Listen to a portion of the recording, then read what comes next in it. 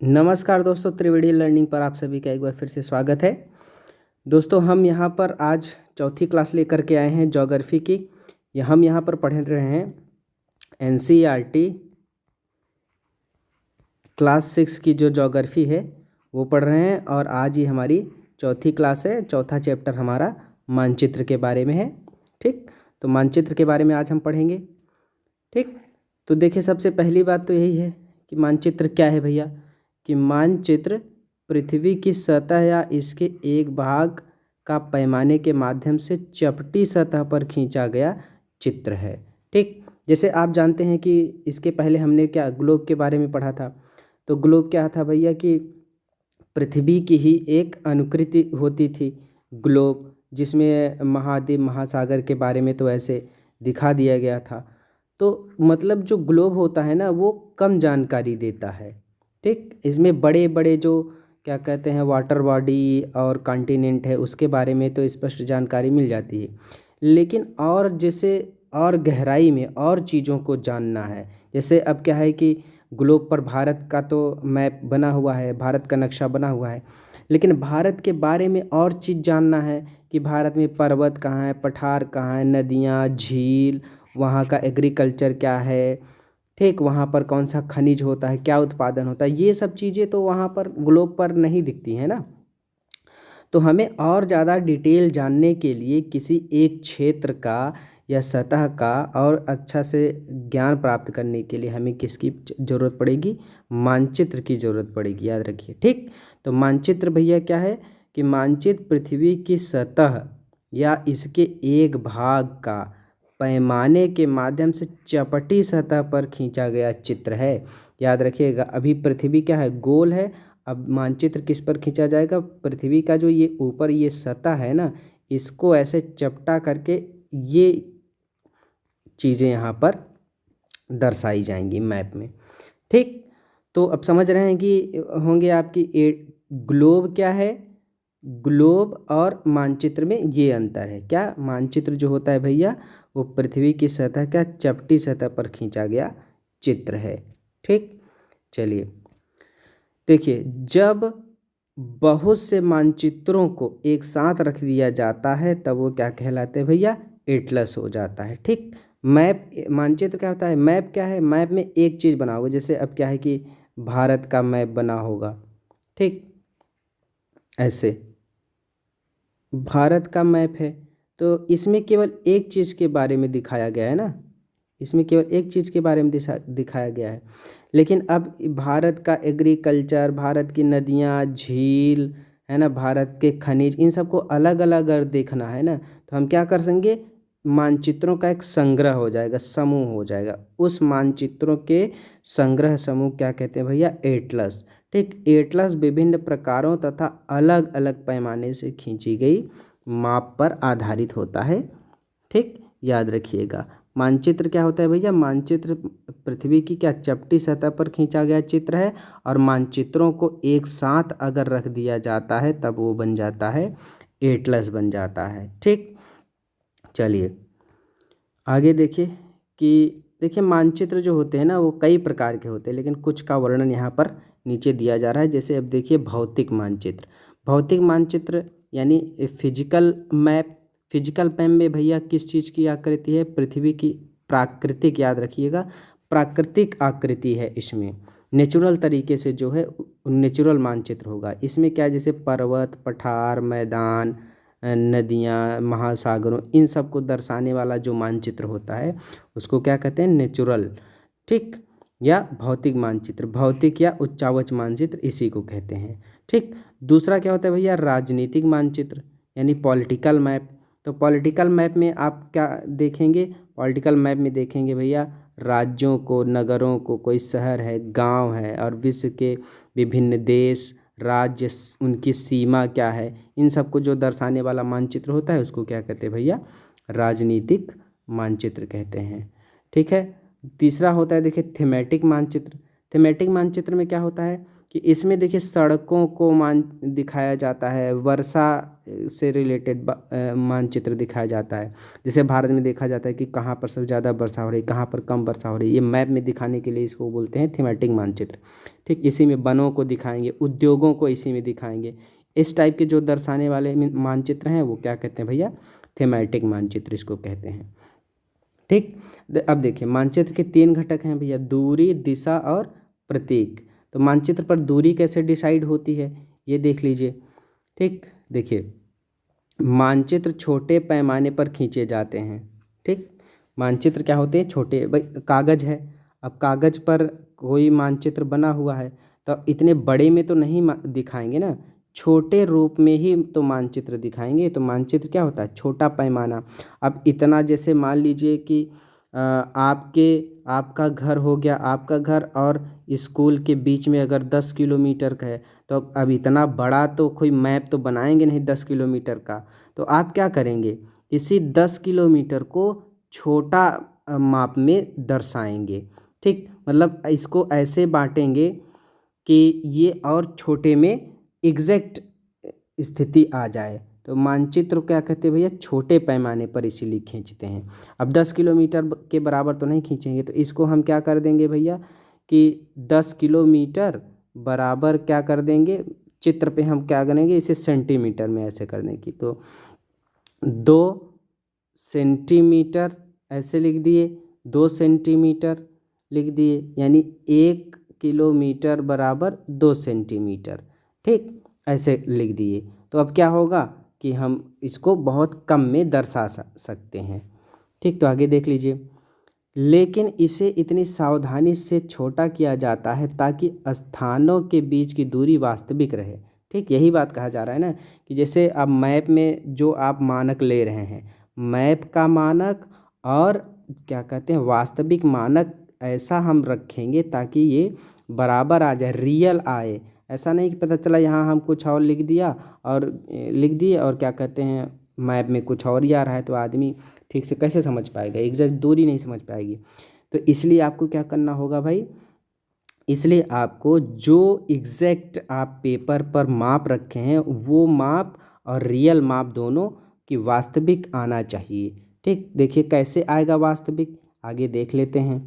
देखिए पैमाना क्या है भैया, पैमाना अभी आया ना कि मानचित्र छोटे पैमाने पर खींचे जाते हैं, तो पैमाना क्या है भैया, पैमाना देखिए स्थल पर वास्तविक दूरी तथा मानचित्र पर दिखाई गई दूरी के बीच का अनुपात होता है। ठीक, मतलब स्थल पर वास्तविक दूरी, अभी हमने बताया ना, जैसे आपका घर और स्कूल के बीच की दूरी मान लीजिए 10 किलोमीटर है, तो अब ये स्थल की दूरी हो गई। ठीक, लेकिन आप इसे जब कागज़ पे दर्शाएंगे तो कागज़ पर तो 10 किलोमीटर तो इस तरीके से नहीं दर्शा सकते। तो हम क्या करेंगे भैया कि देखिए यहाँ दिया हुआ है कि आप क्या करेंगे कि विद्यालय और आपके घर की दूरी अगर 10 किलोमीटर है तो मानचित्र पर 2 सेंटीमीटर की दूरी में व्यक्त किया गया है। अब 2 सेंटीमीटर में आप इसे व्यक्त कर लेंगे।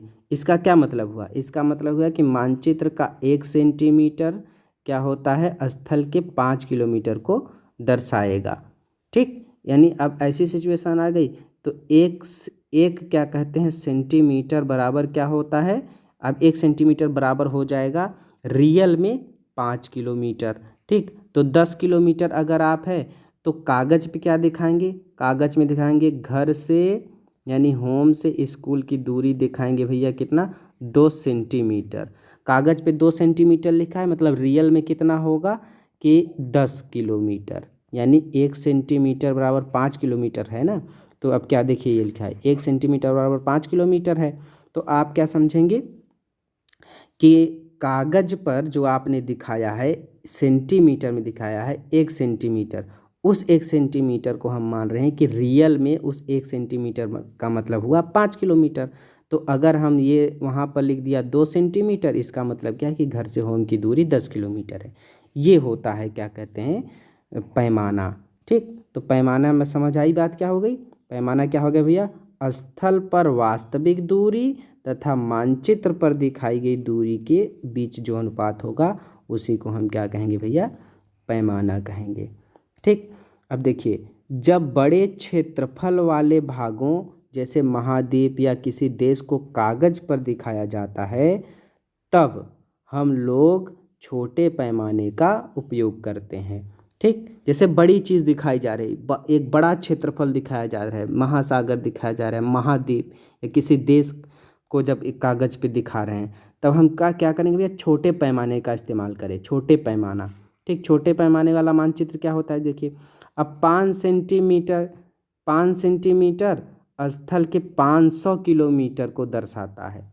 समझ पा रहे हैं ना, 5 सेंटीमीटर बराबर कितना होगा, 500 किलोमीटर। तो ये क्या हो गया भैया, इसे हम क्या कर रहे हैं, ये बड़े क्षेत्रफल वाले भागों के लिए हम क्या कर रहे हैं, याद रखिएगा, छोटे पैमाने का उपयोग कर रहे हैं। छोटे पैमाने यानी बड़ा क्षेत्र के लिए क्या कर रहे हैं, छोटे पैमाने। ये 5 सेंटीमीटर, 500 किलोमीटर को 5 सेंटीमीटर में दिखा रहे हैं, तो ये बड़े क्षेत्र के लिए क्या हो गया, छोटा पैमाना हो गया ना, ये छोटा पैमाना। तो याद रखिएगा हमेशा, ये बात हमेशा याद रखिएगा। अभी यहीं बता देता हूँ आपको, वो क्या, कैसे समझ लीजिए कि बड़े क्षेत्र के लिए याद रखिएगा छोटा पैमाना। ठीक, और याद रखिएगा छोटे क्षेत्र के लिए भैया बड़े पैमाने का इस्तेमाल होता है। छोटे क्षेत्र के लिए बड़े पैमाने का इस्तेमाल होता है, ये बात हमेशा याद रखिएगा। ठीक, तो यहाँ देख लीजिए, यहाँ हमने ये बात कर ली, क्या, ये ठीक, ये क्या बात कर ली कि जब बड़े क्षेत्र वाले भागों में जैसे महाद्वीप है, देश है, तो इनको हम क्या करेंगे, छोटे पैमाने पर दिखाएंगे। ठीक, देखिए यहाँ लिखा है कि मानचित्र 5 सेंटीमीटर स्थल के 500 किलोमीटर को दर्शा रहा है। और देखिए जब एक छोटे क्षेत्रफल वाले जैसे गांव को दिखा रहे हैं, किसी शहर को दिखा रहे हैं अगर कागज़ पे, तब हम क्या करेंगे भैया, बड़े पैमाने का उपयोग करेंगे। याद रखिएगा, बड़े पैमाने का उपयोग करेंगे। ठीक, छोटे क्षेत्रफल के लिए बड़े पैमाने का उपयोग, बड़े पैमाने के लिए बड़े क्षेत्रफल के लिए छोटे पैमाने का उपयोग करेंगे। ठीक, छोटे पैमाने का मतलब क्या है, जैसे छोटा क्षेत्र के लिए बड़े पैमाने का मतलब क्या हुआ कि 5 सेंटीमीटर को हम 500 मीटर दिखा रहे हैं। ठीक, देखिए जैसे स्थल पर क्या है, रियल में स्थल में 500 मीटर है, तो हम दूरी को मानचित्र पर क्या दिखा रहे हैं, 5 सेंटीमीटर से दर्शा लेते हैं। ठीक, इस प्रकार के मानचित्र को क्या कहते हैं भैया, बड़े पैमाने वाला मानचित्र। याद रखिएगा, बड़े पैमाने वाले मानचित्र ठीक छोटे पैमाने वाले मानचित्र की अपेक्षा अधिक जानकारी देता है। ठीक, क्या कह रहा है ये, इस पॉइंट को ध्यान से देखिएगा, क्या, ये वाला पॉइंट, कौन सा, ये वाला, देखिए बड़े पैमाने वाले मानचित्र छोटे पैमाने वाले मानचित्र की अपेक्षा अधिक जानकारी देते हैं। ठीक, जैसे अब छोटा क्षेत्रफल है तो छोटा क्षेत्रफल को मापते हैं बड़े पैमाने से, तो ये बड़े पैमाने में गांव शहर को कागज़ पे दिखा रहे हैं, तो इसमें बहुत सारी जानकारियाँ होती हैं ना, कि एक गांव में कहाँ पर तालाब है, कहाँ पेड़ है, कहाँ सड़क जा रही है ना, कहाँ एग्रीकल्चर वाला एरिया है ना, कहाँ बस्ती है। तो ये बड़ा पैमाना है ना, छोटे क्षेत्रफल को भले माप रहे हैं लेकिन इसमें बहुत सारी जानकारियाँ होती हैं। और अगर बड़ा पैमाना है तो बड़े पैमाने वाले जो मानचित्र होते हैं उसमें देख लीजिए, देखिए बड़े पैमाने वाला जो मानचित्र हो गया उसमें बहुत सारी जानकारी है, और छोटा पैमाने वाला जो होता है, छोटा पैमाना, उसमें कम जानकारी होती है। क्यों भैया कम जानकारी है, क्योंकि अब उसमें कोई किसी एक देश का बना दिया है, किसी एक देश में बना दिया, अब उस देश का बारे में क्या है कि वहाँ की रोड, सड़कें, है ना, खेत खलिहान, ये सब चीज़ें होंगी। गांव वाला जो होगा वो बहुत ज़्यादा जानकारी देगा, छोटे शहर या शहर का जो होगा जिसे हम बड़े पैमाने पर दिखाते हैं। याद रखिएगा, छोटा क्षेत्रफल बड़ा पैमाना। ठीक, और छोटे पैमाने को हम बड़े क्षेत्र को दिखाते हैं, ये बात हमेशा ध्यान रखिएगा। ठीक, चलिए अब आगे देखिए जैसे एक आपके सामने ये देखिए मैप है। ठीक, इसमें दिखाया गया है कैसे पैमाने दिखा रहे हैं। देखिए मीटर का है ये, 1 सेंटीमीटर बराबर यहाँ पर बताया जा रहा है कि 10 सेंटीमीटर माना जा रहा है। ठीक, 1 सेंटीमीटर बराबर 10 मीटर माना जा रहा है। तो देखिए यहाँ पर किस तरीके से मैप दिखा रहा है ये। ठीक, चलिए आगे इसके बारे में और देखेंगे। अभी देखिए अब क्या हो गया, दिशा, दूरी हो गई। अब दूरी के बाद मैप में दिशा होता है। दिशा देख लीजिए, मुख्य रूप से दिशा देखिए ये है, ये तो ये हो गया आपका नॉर्थ, ये होगा साउथ। याद रखिएगा चित्र का जो ऊपर वाला साइड होता है ना, कोई भी चित्र आप ले लीजिए, चित्र का जो ऊपर वाला साइड होता है, जैसे अब ये भारत है ना, भारत का मैप ये आप लोग जानते ही हैं। तो भारत में हमेशा ऊपर वाला साइड जो होगा ना, ये वाला किसी चित्र का ऊपरी हिस्सा, ये हमेशा उत्तर होगा, नॉर्थ होगा। नीचे वाला हमेशा साउथ होगा। ठीक, और इधर ईस्ट होगा आपके दाहिने, इधर वेस्ट होगा बाएं, ये हमेशा रहता है। तो अब देखिए इसी तरीके से दर्शाया गया है ना, देखिए ये चित्र हो गया, किसी चित्र का या मानचित्र का ये वाला हिस्सा उत्तर हो गया, ये दक्षिण हो गया, ये पूरब हो गया और ये पश्चिम हो गया। ठीक, तो अब ये सब मुख्य दिशाएं हैं। ठीक है, उत्तर और पूरब के बीच में उत्तर पूरब है। ठीक, दक्षिण और पूरब के बीच में दक्षिण पूरब है। ठीक, पश्चिम और दक्षिण के बीच में दक्षिण पश्चिम है। उत्तर और पश्चिम के बीच में उत्तर पश्चिम है। ठीक, तो इस तरीके से दिशाएं आपकी डिसाइड होती हैं। ठीक, अब देखिए यहाँ ये हो गया। अब देखिए 4 मुख्य दिशाएं उत्तर दक्षिण पूरब पश्चिम को दिखाया जाता है। ठीक, ये दिशा हो गई। आप किसी भी चित्र में याद रखिए, किसी भी चित्र का ऊपर वाला हिस्सा, चित्र का, पेज की बात नहीं कर रहे, चित्र का ऊपर वाला हिस्सा हमेशा उत्तर होता है। ठीक, अब इन्हीं सभी दिशाओं क्या कहते हैं भैया, प्रधान दिक् बिंदु कहते हैं। ठीक, प्रधान दिक् बिंदु। और बीच की 4 दिशाएं उत्तर पूरब, ठीक, दक्षिण पूरब, दक्षिण पश्चिम, उत्तर पश्चिम, ये सब क्या होते हैं, बीच वाली दिशाएं होती हैं। ठीक, चलिए ये सब बीच वाली दिशाएं हो गई। तो भैया दिशा दिक् सूचक होता है। हम क्या करते हैं, दिक् सूचक यानी दिशा सूचक की सहायता से किसी स्थान की दिशा का पता लगाते हैं। ठीक, यह क्या भैया, एक यंत्र है जिसकी सहायता से मुख्य दिशाओं का पता चलता है। मुख्य दिशा कौन सी होती है, बता दिया, नॉर्थ, साउथ, ईस्ट, वेस्ट। ठीक, इसकी चुंबकीय सुई की दिशा हमेशा क्या होगी, याद रखिएगा, उत्तर दक्षिण दिशा में। जैसे चुंबक होता है ना, चुंबक की छड़ क्या करती है, हमेशा उत्तर और दक्षिण दिशा में रहती है। इसी को उत्तर दक्षिण दिशा कह रहे हैं। और इसके इधर ईस्ट होगा, इधर वेस्ट होगा। ठीक, और उसके बाद अब आता है क्या भैया, प्रतीक। प्रतीक क्या है, चिन्ह। यानी मैप में कुछ चिन्ह बने होते हैं ना, तो चिन्ह क्या होता है, जैसे भवन है ना, ये देखिए जैसे भवन है, सड़कें हैं, पुल है, वृक्ष हैं, तो इन सबको भी हम मैप में दिखाएंगे ना। तो कैसे दिखाते भैया इन सबको मैप में, ये देखिए आगे, ये यहाँ देखिए, ये मैप है आपके सामने। तो अब यहाँ पर ये देख लीजिए आप कि कैसे दिखाया जा रहा है एक मैप में, कैसे, जैसे रेलवे लाइन है, तो रेलवे लाइन में क्या होती है भैया, बड़ी लाइन, मीटर लाइन और रेलवे स्टेशन। इसको कैसे दिखाते हैं, बड़ी लाइन को देखिए, ये है आपकी बड़ी लाइन को ऐसे दिखाते हैं। मीटर लाइन है, मीटर लाइन को इस तरीके से दिखाएंगे, एक लाइन है, बीच बीच में ऐसे ऐसे ऐसे काट दे रहे हैं, तो मीटर लाइन होगा। स्टेशन को देखिए इस तरीके से, यहाँ RS लिखा रहेगा, रेलवे स्टेशन। ठीक, ये हो गया। सड़कें कैसे दिखाएंगे, तो पक्की सड़क है तो इसको इस तरीके से दिखाएंगे, कच्ची सड़क है तो इसको ऐसे दिखाएंगे, डॉट डॉट लाइन में दिखाएंगे। सीमा कैसे दिखाएंगे, राष्ट्रीय सीमा, राज्य और जिला, इसको, जिससे अंतर्राष्ट्रीय सीमा अगर दिखाना है तो इस तरीके से सीमा दिखाएंगे किसी मैप में, अंतर्राष्ट्रीय सीमा। राज्य की सीमा दिखाना होगा तो इस तरीके से दिखाएंगे, पतली लाइन होगी, पतला डॉट होगा। जिला को तो ऐसे दिखाते हैं, डॉट डॉट डॉट लाइन में। नदी है, नदी को इस तरीके से दिखा दिया। कुआं है, कुएं को ऐसे दिखा दिया। तालाब है, तालाब को ऐसे दिखा रहे हैं। नहर को इस तरीके से दिखा रहे हैं। पुल है, पुल को इस तरीके से दिखा रहे हैं। मंदिर है, मंदिर को ऐसे दिखाएंगे। गिरजाघर है, गिरजाघर को इस तरीके से दिखाएंगे। मस्जिद है, मस्जिद को ऐसे दिखा देंगे। छतरी है, इस तरीके से दिखाएंगे। ठीक, और देख लीजिए, पोस्ट ऑफिस है तो PO लिख दिया। पोस्ट एंड टेलीग्राफ दोनों है तो PTO लिख दिया। ठीक, पुलिस स्टेशन है तो PS लिख दिया। बस्ती है तो बस्ती इस तरीके से दिखा। कब्रिस्तान है तो इस तरीके से दिखा दें। पेड़ और घास है तो पेड़ को ऐसे दिखाएंगे, घास को ऐसे दिखाएंगे। ठीक, ये मैप में क्या होता है, प्रतीक होता है। ये सब अंतर्राष्ट्रीय मानक है, मतलब इसे माना ही गया है।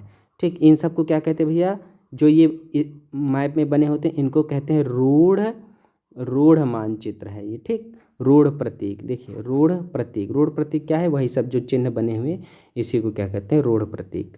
ठीक, चलिए इसमें विभिन्न रंगों का भी उपयोग करते हैं, याद रखिएगा। ठीक, विभिन्न रंगों का उपयोग कैसे करेंगे? अब देखिए उदाहरण के लिए क्या कह रहे हैं, नीला रंग किसको? जलाशय को दिखा रहा है, भूरा रंग है पर्वत को दिखा रहे हैं, पीला रंग पठारों को, हरा रंग मैदानों को। ठीक, इस तरीके से दिखाया जाता है। फिर आगे भैया क्या? रेखा चित्र। रेखा चित्र क्या है पहले देख लीजिए। अब रेखा चित्र क्या है कि भैया एक आरेखण है, ठीक, जो पैमाने पर आधारित न होकर याददाश्त और स्थानीय परीक्षण पर आधारित होता है। इसको क्या कहते हैं? रेखा चित्र।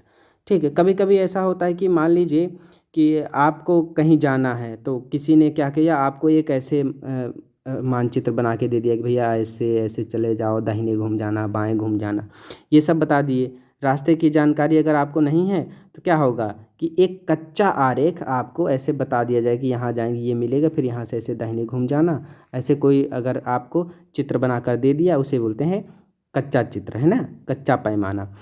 तो वो क्या है? ये रेखा चित्र उसे कहेंगे। उसे क्या बोलते हैं भैया? रेखा चित्र बनाते हैं। ये क्या है भैया? एक कच्चा आरेखण बना होता है, इसी को रेखा चित्र कहते हैं। मतलब आप कहीं जा रहे हैं तो किसी ने ऐसे बना करके दे दिया कि भैया ऐसे जा रहे हो, कच्चा एक आरेख ऐसे खींच दिया कि ऐसे ऐसे जाना, ऐसे घूम जाना, फिर ऐसे जाना।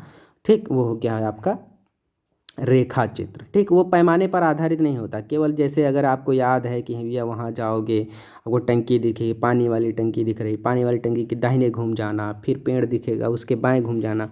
तो ये क्या है भैया? याददाश्त पे आधारित होती है ना, ये इस पर पैमाने पर आधारित नहीं है, ये केवल याददाश्त पे कि जैसे देखेंगे उस तरीके से आप बना देंगे। तो हो गया आपका रेखा चित्र। ठीक, और एक होता है भैया खाका। खाका क्या है कि एक छोटे क्षेत्र का बड़े पैमाने पर खींचा गया खाका होता है।